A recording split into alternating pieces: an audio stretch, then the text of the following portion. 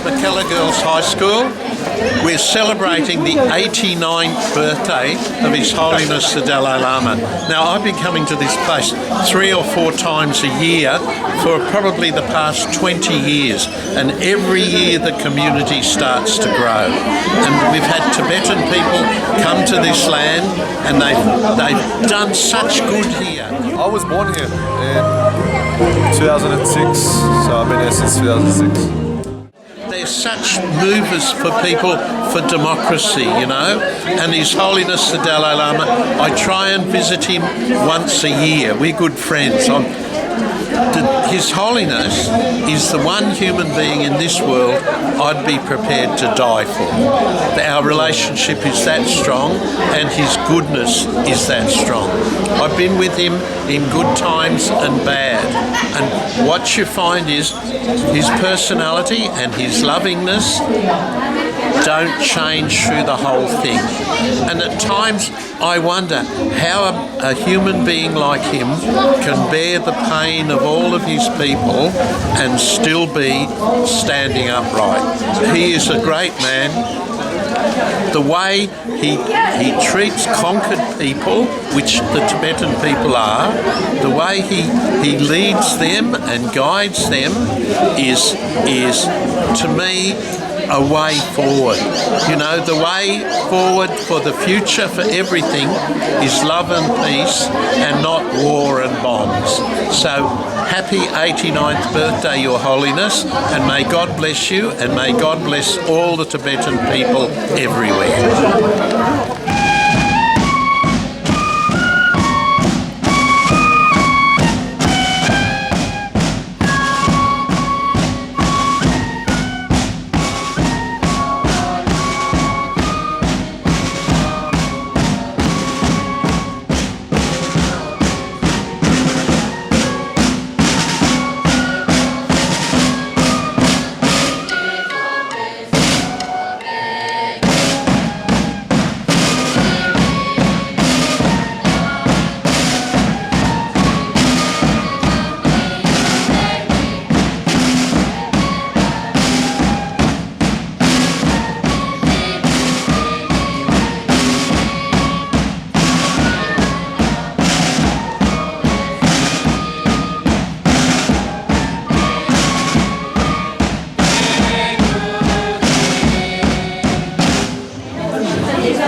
Thousands of years ago, the Tibetan people were warriors, and then Buddhism came and flowed in, and then through the Dalai Lamas, through the peace and the loving kindness and loving compassion, the whole country changed. And you just wander through here and you just experience the whole of the loving kindness. And that loving kindness comes from the Dalai Lama all the way through the Lamas, all the way through things. His Holiness the Dalai Lama is the only human being I know who has ever given up power. One day he was talking and he said, I've talked a lot about democracy, but my people don't experience it. So what I'm going to do is I'm going to give up all of my political power, and we'll appoint a prime minister who will be elected, and the prime minister will do all the political stuff, and I'll start doing the spiritual stuff. And he is the only leader. Just look at our world today. Leaders won't give up their political power, but here it's given up, and it's given up in loving compassion. And these people come to Australia. I've been, as I said, I've been coming here for 20 years now. Just a few people in the beginning, then the children, and then the more people, and there's such a benefit to Australia, such a benefit to multiculturalism in general. And Australia becomes the Noah's Ark of the South Seas, basically because it's bringing people from all areas, everywhere.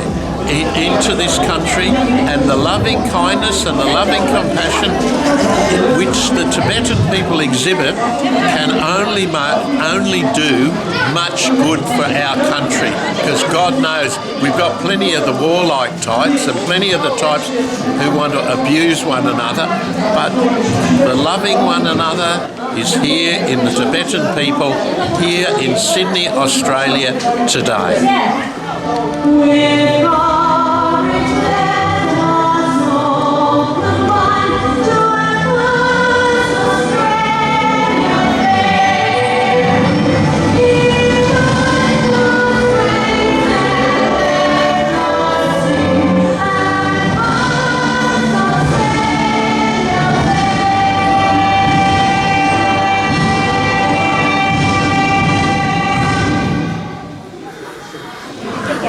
Loving kindness and compassion exhibited by all the people here. They've all, through meditation, they've all learned to share and care and love with one another.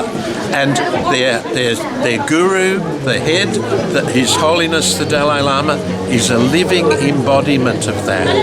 And my worry and my care is that this lovingness continues, because Australia benefits and the world benefits as well.